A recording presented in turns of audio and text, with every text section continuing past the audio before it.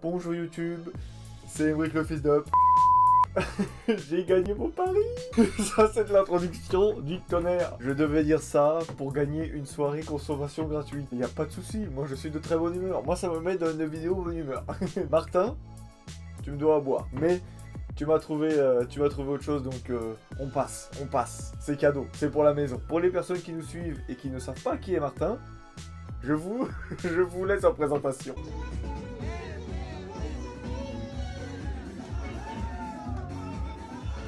Comment ça va? Ça fait plus de 10 jours cette fois-ci. J'ai fait énormément de choses. Je suis trop content. Là, je viens de faire mon petit résumé. J'avais encore une fois oublié que j'avais fait autant de choses. Je vous ai laissé le jeudi 12 et donc on enchaîne directement avec le vendredi 13. Ça commence bien. J'ai eu cours la journée et le soir, j'ai été voir deux amis donc qui étaient Romain et Ruben. On a été à Ginza, qui est un quartier de Tokyo.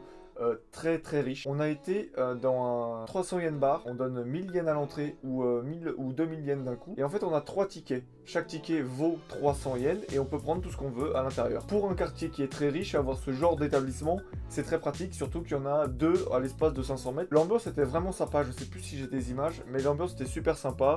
Franchement c'est trop cool.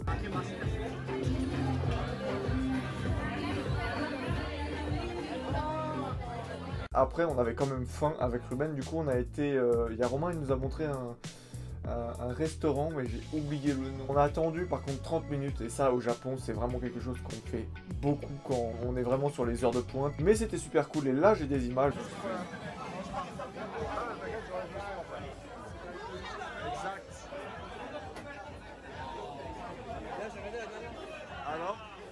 Donc l'intérieur était vraiment sympathique.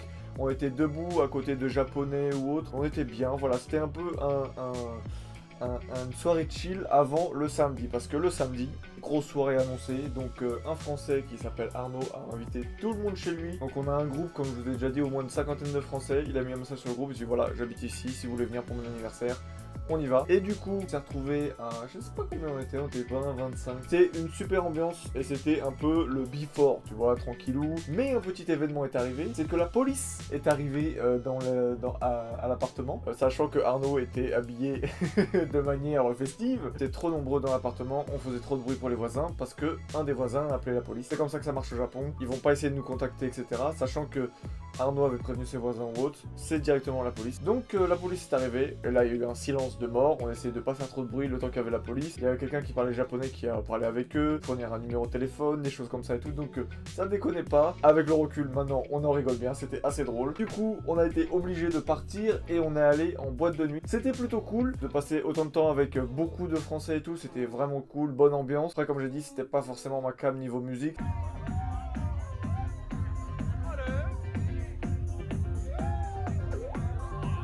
Mais c'était cool, il y a une Française, qui a mixé, et elle a super bien mixé, c'était la meilleure DJ de la soirée.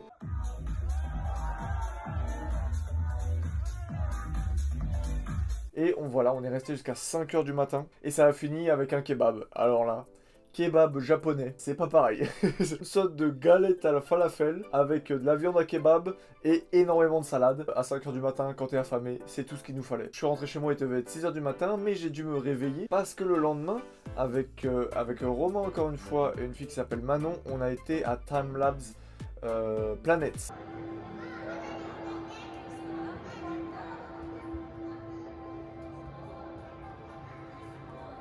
C'est trop bien.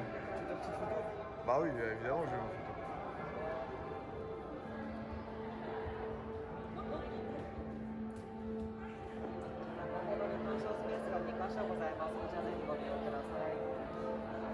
Bonjour à tous, on est le dimanche, bon je veux complètement, on est loin, le dimanche 15 mai, je suis fatigué, je suis rentré de boîte à 6 h du matin et là il est 13 h 40 et je vais au Timelapse Border je sais pas quoi, Border je sais pas quoi.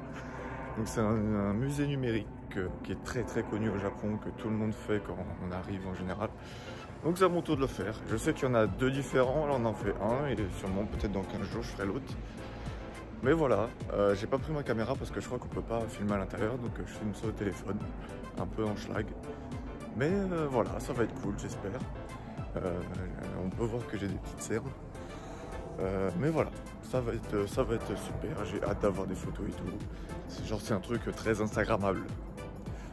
Donc j'ai hâte de faire ça, mais je suis pas coiffé, j'ai une dégaine de plouc, donc ça va sûrement pas venir sur Instagram. Donc voilà. C'est une des meilleures sorties que j'ai fait depuis que je suis à Tokyo. Toutes les personnes qui me suivent sur Instagram, elles ont vu mes stories, c'était ouf. Donc c'est un peu un musée digital. C'est cool.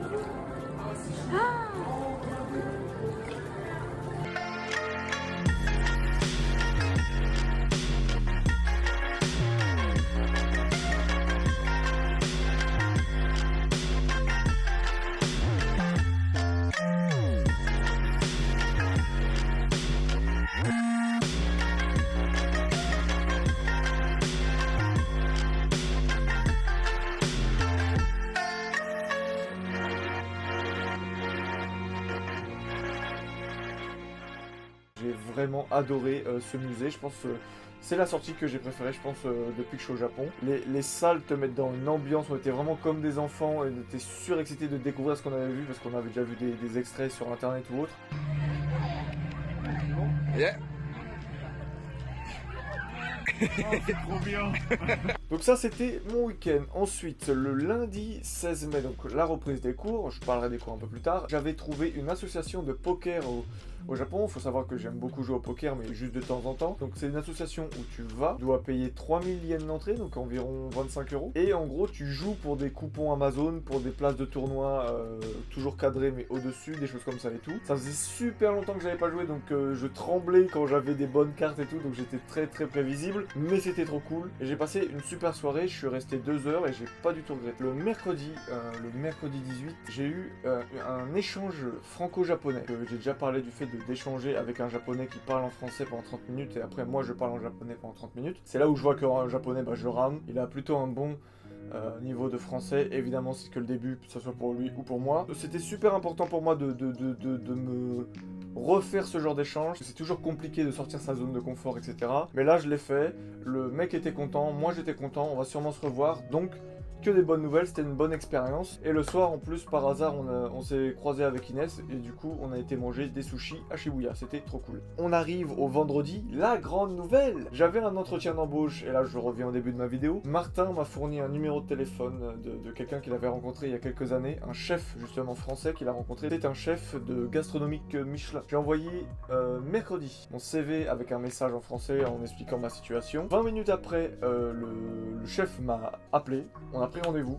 Vendredi j'avais mon entretien d'embauche dans le restaurant étoilé Michelin, donc une étoile Michelin Esther au Palace Hotel pour un poste en salle. Et du coup j'y suis allé, l'hôtel en lui-même est magnifique. Il y a le supervisor qui est français, il y a le chef qui est français, le chef pâtissier qui est français et tous les autres sont soit japonais, soit parlent anglais. Il était question de savoir mes horaires, donc je peux travailler que 25 heures maximum, quand est-ce que je pouvais travailler, j'ai le soir, le week-end aussi. Donc voilà, c'était ce genre d'entretien. Le chef m'a demandé par exemple si je tenais la pression, des choses comme ça. La chose qu'il faut savoir, c'est comme je ne parle pas japonais, je ne peux pas avoir un poste comme j'ai eu en France, chef de rang, ou même de maître d'hôtel, voire manager. Donc ça c'est pas possible. Actuellement je suis au bas de l'échelle, il est runner, donc en gros je vais amener les assiettes au chef de rang, je les ramène en cuisine, des choses comme ça, où je vais faire les cafés, où je vais rester à l'office, faire les couverts, des choses comme ça. Donc vraiment le boulot un peu de l'ombre où au début tu ne parles pas japonais. Avec le supervisor on en a parlé et il m'a dit que clairement c'était pour moi un objectif de parler japonais le plus rapidement possible pour potentiellement augmenter de rang et de passer demi-chef de rang, voire chef de rang. La compétence professionnelle je l'ai, il manque plus que la langue. Quand même une petite pression le fait de savoir que je vais travailler là-bas parce que mine de rien, j'ai été embauché. La seule pression que j'ai, c'est que c'est la première fois que je vais faire un étoilé Michelin, donc un standard encore plus élevé que j'ai déjà fait. Donc voilà, c'est la bonne nouvelle de ce vlog, c'est que normalement je vais travailler. Depuis le temps que je dis que je suis fauché, là, ça va rentrer enfin. Le samedi 21 mai, j'ai été à Yokohama avec Inès. Bonjour YouTube. Aujourd'hui nous sommes samedi je sais plus combien et je vais à Yokohama. Pas la première fois donc je suis content, je vais faire des musées. Mais par contre il fait vraiment pas très beau, ça c'est vraiment le côté négatif du truc. Mais je suis content, hier c'était enfin un week-end, c'est une longue semaine. Donc ça va faire du bien de partir un peu, de visiter autre chose. Et j'ai hâte de faire ma vidéo, de vous montrer tout ce que j'ai fait cette semaine, parce que ça a encore été une semaine très riche. Donc voilà. De base j'avais prévu d'aller au Mont Fuji avec elle, mais finalement ça a été annulé pour faute de monde dans le truc. Finalement, avec Inès, on s'est dit bon, bah, qu'est-ce qu'on va faire? On va à Yokohama, on va visiter le musée des ramen. En fait, il y a des restaurants au sous-sol. Donc, on arrive au-dessus, on doit payer une entrée. Donc, c'est entre 100 yens et 380 yens. On rentre, il y a toute la partie musée au-dessus, donc ça explique depuis quand le ramen ça existe, quand est-ce que ça a été importé au Japon, parce que le ramen c'est chinois.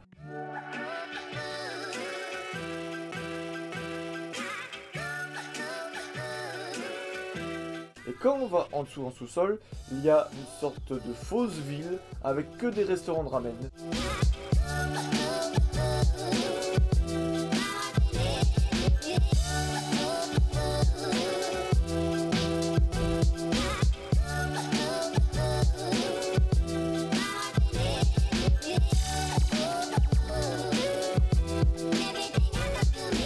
Et on a mangé des ramen trop bons avec Inès, donc franchement une bonne journée au début, on a bien mangé, on avait bien faim et on était rassasiés.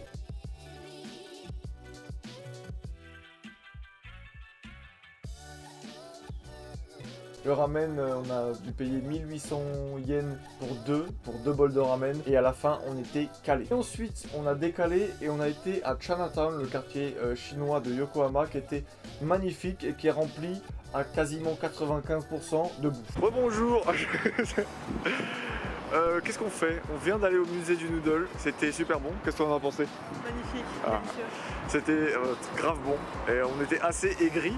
Il y en a certaines qui vraiment, vous voyez qu'elles étaient françaises, ou enfin je mis au pluriel mais il n'y avait qu'une personne. Non, il y avait d'autres Français aussi. Oui, bien sûr. Mais c'était grave bon et franchement c'est à faire. Franchement c'est vraiment à faire et il y a plein de stands que vous pouvez essayer, donc vraiment c'est cool. Et là on va à Chinatown, parce que c'est un truc à faire à Yokohama. C'est plutôt cool, il fait pas beau, ça c'est chiant. Et je commence à avoir faim.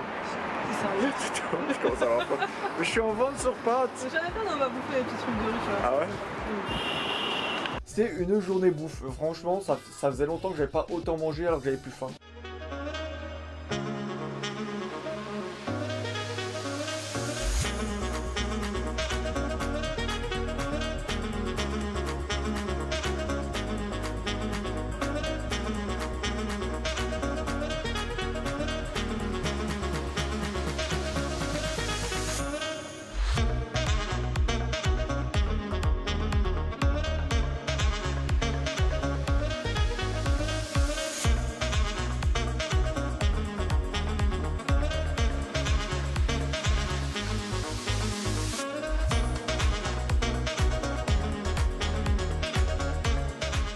J'avais des petites choses, genre des sortes de petites boulettes avec de la viande et de la sauce à l'intérieur, chacune était différente. Après on a pris un poulet frit aux 5 épices, c'était une dinguerie. Petite pause, petite pause, on est dans un petit café tranquille, en terrasse. J'ai pris un petit truc à boire, là on est dans Yokohama, c'est trop cool. On est dans le quartier chinois Chinatown et on a mangé des petits trucs et tout, franchement c'est trop beau. J'ai des belles photos et tout, donc je suis super content. Non, ça commence à être fatigant, il y a beaucoup de boue et tout, beaucoup de transport. Mais c'est super cool, genre on passe un bon moment. Mais voilà, franchement, hâte. Et c'est sûr qu'il va falloir que je revienne, il y a trop de choses à faire. Rien que dans le truc de ramen qu'on a fait au début, il y a d'autres trucs à ramen à faire, etc. et tout.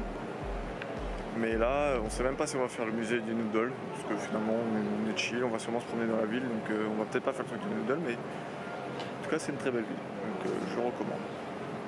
Franchement, on a passé une trop bonne journée, et donc voilà, on est rentré, et en fait je devais sortir le soir, mais en fait j'étais un peu malade, donc je pense qu'il y a quelque chose que j'ai mangé qui est pas trop passé. J'ai pas fait grand chose ce week-end là. Finalement le week-end dernier je suis pas sorti, j'ai travaillé mon japonais, donc le dimanche et le lundi, parce que aujourd'hui j'avais un examen de japonais, et j'étais en panique parce que c'est trop dur actuellement, un petit point court là. J'ai énormément galéré sur le dernier chapitre de japonais, je ne retiens pas, il y a trop de différences, d'exceptions, des choses comme ça. Faut utiliser ce mot pour cette situation, ce mot pour cette situation, mais que des situations très précises. Je commence à vraiment avoir des difficultés.